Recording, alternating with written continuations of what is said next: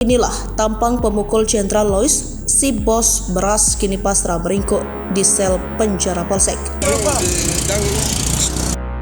Johar Isnain selaku Kepala PT Jasa Prima Logistik Bulog, Cabang Maluku Utara, akhirnya ditetapkan sebagai tersangka atas kasus pemukulan terhadap seorang wartawan Tribun Ambon bernama Jenderal Lois pada Sabtu 13 Januari 2024.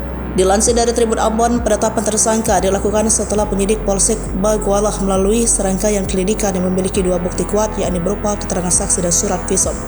Penetapan tersangka diungkapkan Kanit Reskrim Polsek Bagualah, Aibda Martin, kepada wartawan di ruang kerjanya Selasa 16 Januari 2024. Dijelaskan Isnain telah ditahan sejak 14 Januari 2024. Tersangka akan ditahan selama 20 hari hingga 2 Februari 2024 terhadap penetapan tersangka.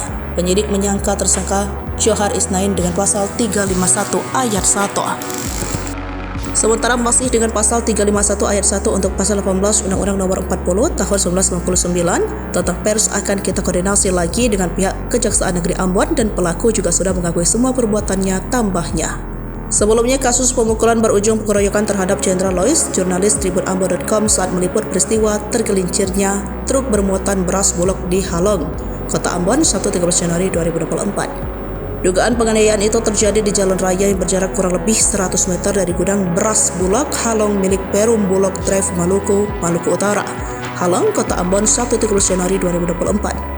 Terduga pelaku pemukulan diketahui adalah Johar Isnain selaku Kepala PT Jasa Prima Logistik Bulog, Cabang Maluku, Maluku Utara.